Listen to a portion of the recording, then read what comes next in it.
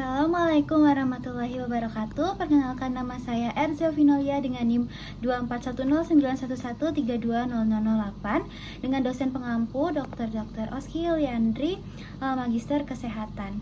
Kali ini saya akan membahas mengenai anatomi kardiorespirasi dan klinisnya. Nah, jadi kita masuk ke kardiorespirasi. Jadi kardiorespirasi itu apa sih? Jadi itu adalah merupakan kesatuan fungsional yang mencakup sistem kardiovaskular, jantung dan pembuluh darah, serta sistem respirasi paru-paru dan saluran pernapasan yang bekerja sama untuk mempertahankan keseimbangan oksigen dan karbon dioksida dalam tubuh. Jadi pernapasan itu nanti akan dibagi menjadi dua, yaitu inspirasi sama ekspirasi. Jadi di sini tuh gambar ini menunjukkan jalan napas tuh di tubuh kita. Nah, itu tuh dibagi jadi dua, yaitu bagian atas sama bagian bawah. Jadi ini ada yang upper respiratory tract sama lower respiratory tract. Nah, pertama yang di atas itu ada nasal, ada faring, sama ada laring. Nah, itu tuh udara tuh masuk pertama kali kan dari hidung, terus turun lewat bagian-bagian ini. Nah, selanjutnya ada di lower respiratory tract.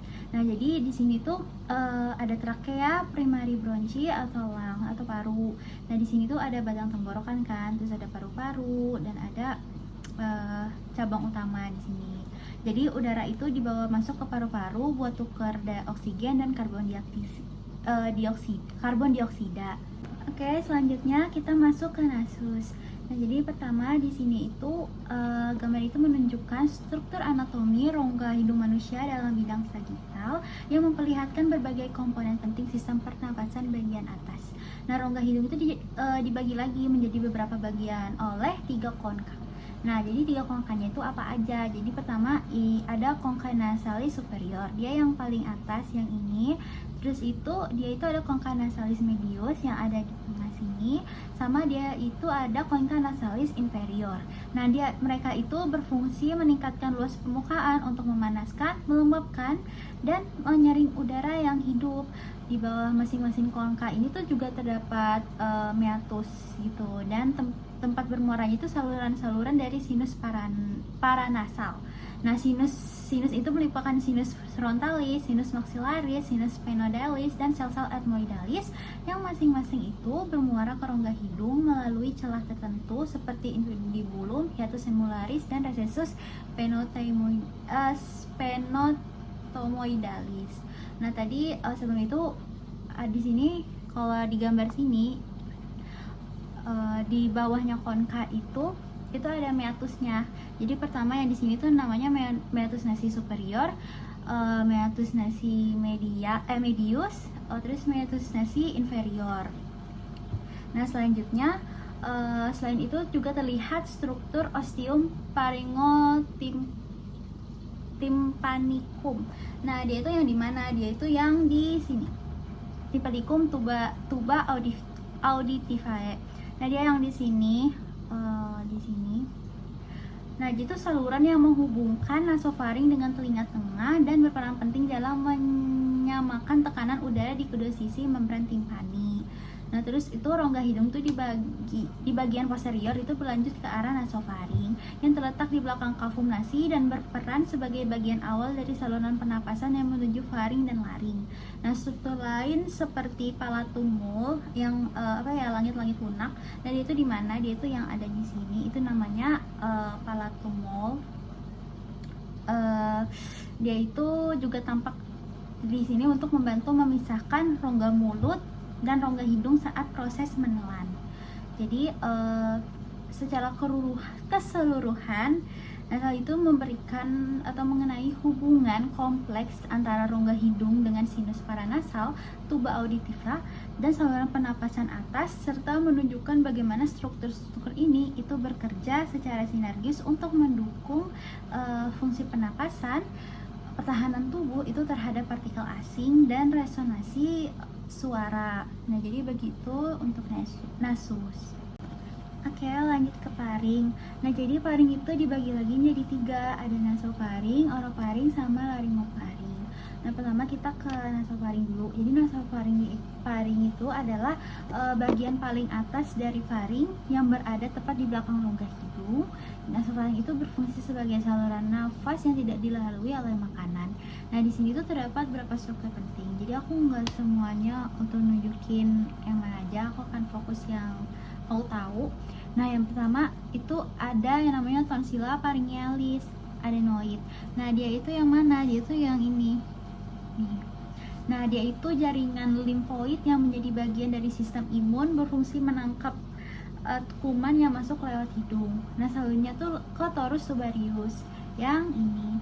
Nah, dia itu tonjolan yang terbentuk oleh tulang rawan dari tuba eustachius. Lanjut ke ostium pharyngeum tubae auditivae. Tadi udah aku bahas sih tadi yang ada di mana slide nasus yang ini. Nah, dia di sini kelihatan. Jadi dia tuh buat apa? Dia tuh lubang saluran kan, tuba eustachius yang menghubungkan faring dengan telinga tengah. Lubang itu juga berfungsi menjadi tekanan udara di telinga agar tetap seimbang. Nah, selanjutnya itu terlihat juga sinus sphenoidalis. Nah, dia tuh yang mana? Dia tuh yang besar ini. Nah, dia itu rongga yang berisi udara di tulang sphenoid yang terletak tepat di atas nasofaringnya. Lanjut kita ke orofaring. Nah, orofaring itu berada di tengah-tengah.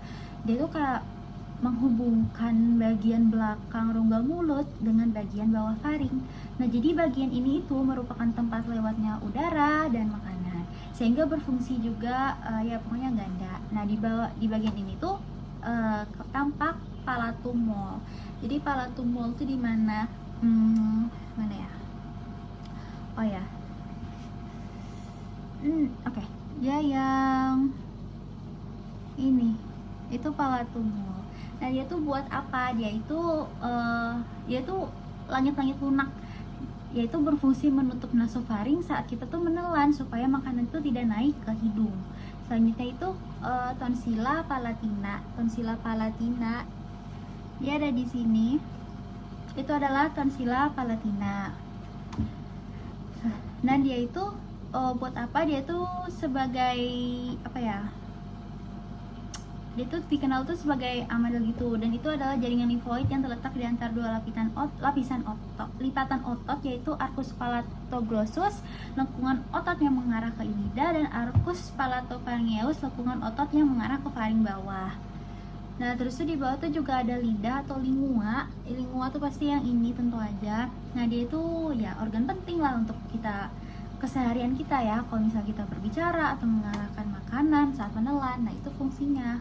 Pasti semua tahu ya lidah. Nah, terus tuh ada juga rape pharyngeus. Itu garis tengah pada dinding posterior faring tempat serabut otot faring bertemu. Rape pharyngeus. Dia yang mana ya? Oh, dia yang ini. Nah, itu rape pharyngeus.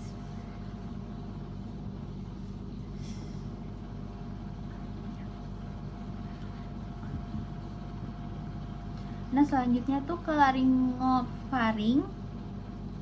Nah, dia tuh bagian paling bawah dari faring. Itu tuh merupakan persimpangan penting udara akan masuk ke laring dan trakea atau menuju paru-paru. Sedangkan makanan itu akan diarahkan ke esofagus. Di area ini tuh beberapa struktur paling terlihat jelas itu adalah pertama, epiglottis. Pasti kalian tahu yang mana epiglottis. Jadi epiglottis itu yang ini. Nah, dia tuh buat apa? Dia tuh seperti penutup kecil dari tulang rawan yang akan menutup saluran nafas saat menelan untuk mencegah makanan itu masuk ke paru-paru. Nah, selanjutnya itu ada valvula epiglottica. Dia tuh yang ada di sini, dia dekat. Nah, dia itu buat apa? Dia itu lekukan kecil di antara pangkal lidah dan epiglottis. Tempat makanan itu bisa mengalir dengan lancar menuju kerongkongan. Terus itu juga terdapat berbagai lipatan mukosa, yaitu kayak plica salpingopharyngea. Itu yang dia tuh yang ini. Mana? Oh, yang ini. Itu plica salpingopharyngea. Dia itu merupakan tonjolan dari otot salpingopharyngeus di belakang torus tubarius. Selanjutnya itu ada plica semilunaris. Dia tuh yang ada di sini. Nah, dia itu buat apa? Jadi dia itu lipatan kecil yang membantu untuk membentuk permukaan bagian dalam faring. Jadi itu aja sih dari faring. Oke, lanjut kita ke laring. Laring itu adalah organ penting dalam sistem pernapasan yang terletak di antara faring dan trakea. Nah, fungsinya utamanya itu adalah sebagai saluran udara, penghasil suara, serta pelindung saluran napas bawah dari masuknya benda asing saat menelan. Gambar-gambar ini juga yang aku lampirin itu menunjukkan pandangan anatomi laring dari berbagai sudut. Oke, kita lanjut ke ini gambar pertama yang ini. Nah, jadi pasti kalian tahu ini tuh apa? Ini tuh adalah cartilago epiglottica. Itu adalah struktur bentuk daun yang mencegah makanan masuk ke trakea saat makan. Nah, selanjutnya tuh ada cartilago thyroidea. Itu adalah rawan terbesar dan membentuk tonjolan yang dikenal sebagai Adam's apple. Nah, selanjutnya tuh ada cartilago cricoidea. Itu adalah berbentuk seperti cincin dan menjadi fondasi laring. Dan selanjutnya itu ada cartilago athenoidea. Nah, dia itu berfungsi sebagai titik pelekatan pita suara dari otot-otot insek laring. Nah, juga di sini tuh ada ligamentumnya. Ligamentum kayak namanya cricothyroideum dan membrana thyroidea merupakan bagian dari sistem ligamen yang menjaga kestabilan struktur laring.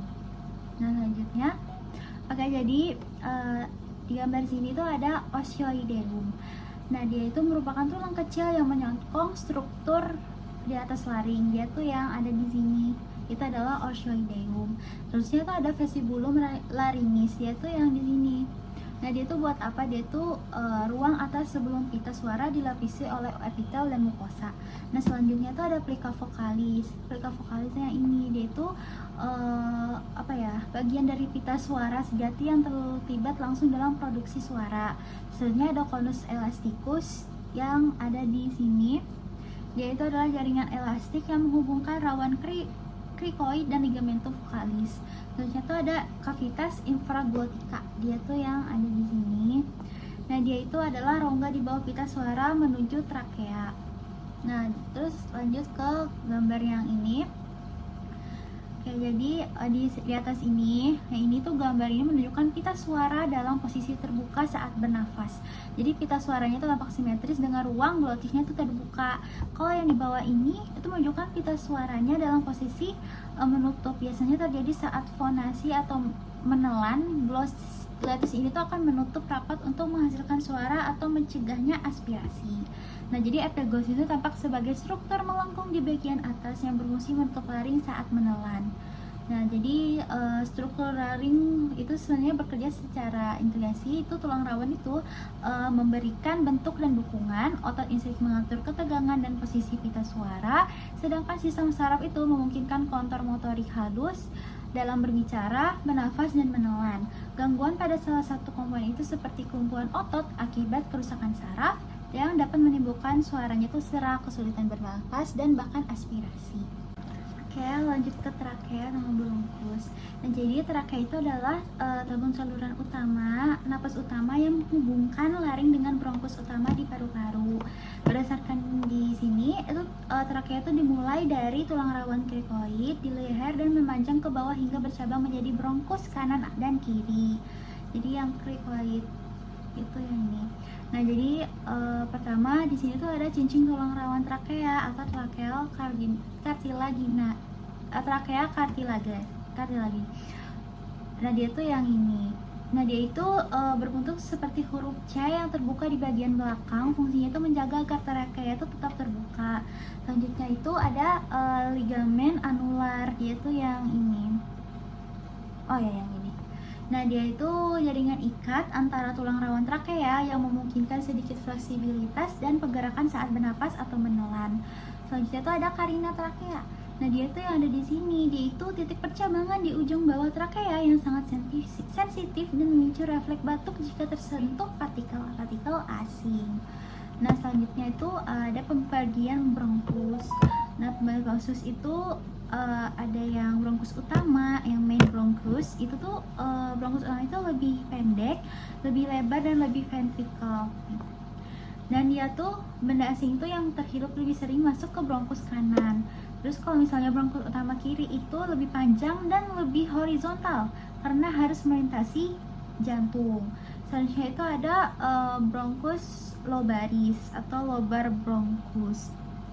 Nah, dia ini yang warna hijau. Nah dia itu setiap bronkus itu utama itu bercabang menjadi bronkus lobaris sesuai dengan jumlah lobus paru-paru. Pertama ada paru kanan itu memiliki 3 lobus, ada superior, media, dan inferior, sehingga memiliki 3 bronkus lobaris. Selanjutnya itu ada paru kiri, itu memiliki 2 lobus, ada superior dan inferior, sehingga itu hanya memiliki 2 bronkus lobaris.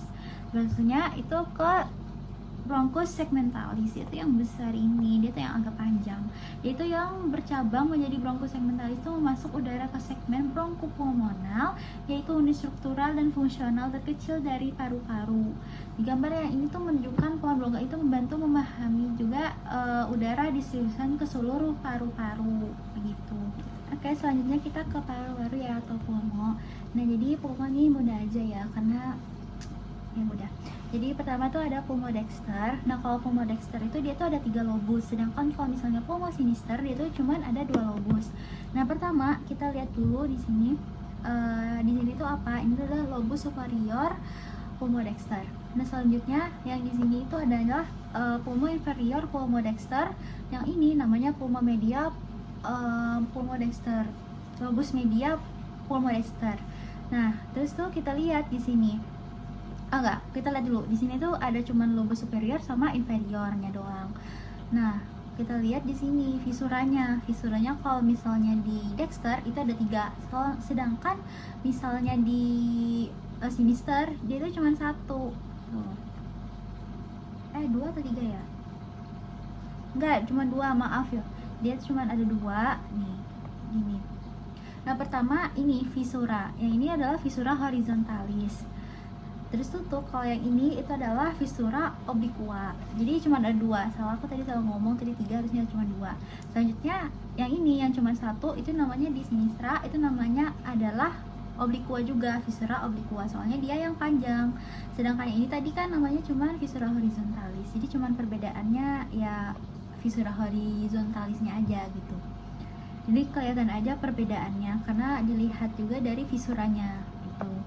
Nah, selanjutnya ke apa ya namanya, struktur hilumnya atau tempat masuk keluarnya artinya. Terus tuh di sini kalau misalnya di apa ya namanya ya ini ya di Dextra itu ada BAV, itu ada bronkus, arteri pulmonalis sama vena pulmonalis.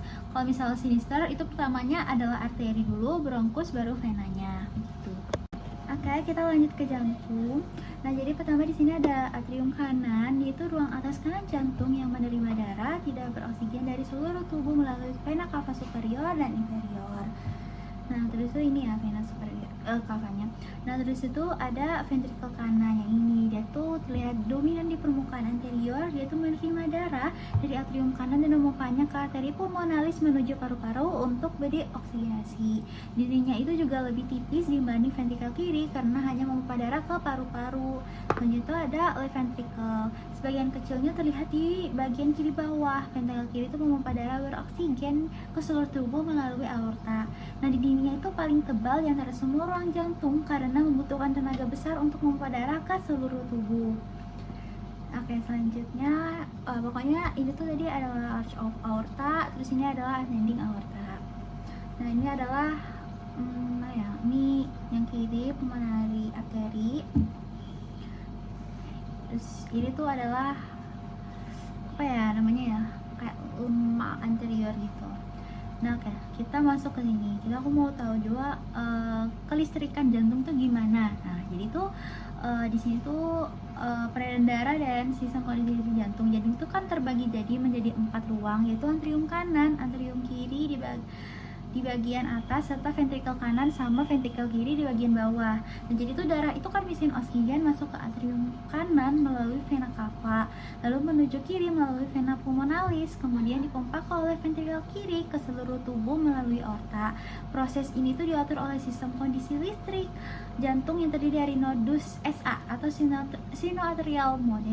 Dia tuh yang adalah pacemaker, pemicu jantung utama itu ada di atas. Terus itu impuls listrik dari nodus SA itu akan menyebar ke seluruh atrium dan diteruskan ke nodus AV. Nah, lalu dia tuh akan memperlambat sinyal sebelumnya dan diteruskan lagi ke berkas His. Lalu ke serabut Purkinje yang menstimulasi kontraksi ventrikal, katup-katupnya juga akan jantung seperti katup trikuspid dan bikuspid menjaga agar darah itu mengalir satu arah dan tidak kembali ke ruang sebelumnya. Jadi kombinasi kerja mekanisme dari listrik ini itu memastikan detak jantung yang teratur dan efisien dalam mengedarkan darah ke seluruh tubuh. Oke, kita akan masuk ke arteri coronaria dextra dulu terlebih dahulu, atau juga bisa disebut right coronary artery atau RCA. Nah, jadi pertama aku ada yang di highlight yang warna biru, itu yang aku akan bahas. Jadi itu ada nodus nodi sinoatrialis. Nah, dia itu cabang menuju nodus sinoatrial yang itu pusat pacu jantung utama yang mengatur irama denyut. Selanjutnya itu ada nodu antiventricularis, itu cabang menuju nodus antiventikular, nodus AV yang mengatur transmisi impuls dari atrium ke ventrikel. Selanjutnya itu ke dari coronaria dexter. Nah, dia itu adalah arteri koroner utama kanan yang keluar dari aorta dan memberi darah ke sebagian besar bagian kanan jantung. Nah, selanjutnya itu ke marginalis dexter. Dia itu cabang yang berjalan di sepanjang margin kanan jantung menyuplai ventrikel kanan. Selanjutnya ada interventricularis posterior. Dia itu juga dikenal sebagai posterior descending artery atau PDA. Cabang yang berjalan di siklus interventricular posterior menyuplai bagian posterior septum interventrikular dan dinding ventrikel. Nah, selanjutnya kita lanjut ke sinistra. Nah, di sinistra atau left main atau LM. Nah, dia itu ada interventricularis anterior. Dia itu juga dikenal nih sebagai left anterior descending atau LAD. Itu cabang utama yang berjalan di sulcus interventricular anterior menyuplai bagian anterior dari septum interventrikular dan ventrikel kiri. Selanjutnya tuh ke incusum flexus. Nah, dia itu adalah cabang dari arteri koroner kiri yang mengelilingi permukaan posterior jantung menyuplai atrium kiri dari berbagai lateral ventrikel kiri. Selanjutnya itu ada vaginalis sinister yang ini. Nah, dia itu cabang yang berjalan di margin kiri jantung menyuplai permukaan lateral ventrikel kiri. Garis besar dari semua cabang tersebut itu penting untuk pemahaman jalur suplai darah ke otot jantung, terutama dalam konteks penyakit arteri koroner atau CAD. Oke, kita lanjut ke saluran cordis. Jadi pertama di sini tuh ada valva truncus pulmonalis, terus ada valva aorta, terus ada valva tricuspidalis sama valva mitralis. Nah, di sini tuh valva truncus pulmonalis itu dibagi lagi. Jadi tuh ada anterior dan sinistra. Ini anterior, ini dextra, itu sinistra. Ini. Nah, terus itu ada sinistra, ada yang di valva aorta itu ada yang di sini dextra. Ini tuh kalau nggak salah dextra, nggak salah. Ini tuh sinistra, ini tuh dextra, ini tuh posterior. Nah, selanjutnya di valva mitralis itu ada dua, dia itu ada anterior sama posterior. Sedangkan kalau misalnya valva tricuspidalis itu posisinya tuh nggak ditunjuk gitu. Nah, terus tuh penulisannya tuh gimana? Jadi tuh pertama adalah valvula seminolaris dextra valva truncus pulmonalis, itu contohnya. Oke, selanjutnya itu masuk ke lokasi auskultasi itu jantung. Nah, pertama ini kan ada di skilab ya, jadi pasti kita ada tahu. Nah, pertama yang di sini. Nah, ini tuh itu adalah posisi auskultasi untuk valva aorta. Jadi ini di ICS 2 linea parasternalis dextra. Selanjutnya dia itu juga di ICS 2, dia tuh di linea parasternalis sinistra. Itu adalah posisi auskultasi untuk valva truncus pulmonalis. Nah, terus tuh ke sini ke tricuspid. Nah, di sini di tricuspid itu ada ICS 5 parasternalis sinistra atau dextra. Di sini dia itu posisi auskultasi untuk valvula tricuspidalis. Nah, selanjutnya ini adalah posisi auskultasi untuk valvula mitralis, yaitu di ICS 5 linea midclaviculari sinistra. Oke, sekarang langsung masuk ke klinis. Yang pertama itu ada epistasis atau mimisan. Itu adalah kondisi medis yang ditandai dengan perdarahan dari rongga hidung yang paling sering berasal dari plexus Kittelbach, area dengan banyak pembuluh darah di bagian anterior septum nasal. Mimisan itu dapat terjadi akibat berbagai faktor seperti trauma lokal. Contohnya itu kayak kita tuh mengorek hidung, atau infeksi saluran nafas atas, paparan udara kering, atau gangguan pembekuan darah. Nah, jadi di sini ya, ini tuh adalah posisi atau lokasi plexus Kittelbach. Terusnya di sini ada sinusitis. Itu ditampilkan sebagai kondisi peredangan pada mukosa hidung dan sinus paranasal.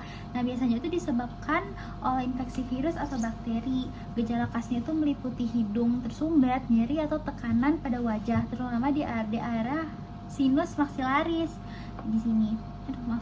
Terus itu sekret hidung kental dan penurunan penciuman. Jadi gambar itu menunjukkan sinus maxillaris mengalami pembengkakan atau penumpukan lendir yang menyumbat saluran udara. Selanjutnya itu chronic obstructive pulmonary disease itu atau COPD. Itu yakni itu gangguan paru jangka panjang yang ditandai dengan aliran udara yang terhambat secara persisten akibat bronkitis kronis atau emfisema, atau gejala yang sering muncul meliputi sesak nafas. Nah, terus tuh batuk kronis itu berdahak dan bunyi nafasnya kering. Terus ilustrasi ini juga menunjukkan perbedaan antara paru normal dan paru penderita COPD. Ini kelihatan ya, kalau di sini tuh gitu kayak ada bulat-bulatnya. Kalau misalnya yang health atau yang sehat, ya dia tuh kayak pada umumnya. Jadi kayak kelihatan aja perbedaannya tuh, kelihatan aja. Di sini tuh kayak ada penebalan dinding bronchiolusnya, terus tuh ada kerusakan alveolusnya, serta akumulasi lendir yang menyumbat saluran nafas. Jadi ketiga kondisi itu menunjukkan spektrum gangguan saluran nafas atas dan bawah yang umum dijumpai dalam praktik klinis. Nah, mungkin itu saja sih dari aku mengenai pembahasan kali ini. Wassalamualaikum warahmatullahi wabarakatuh. Semoga bermanfaat.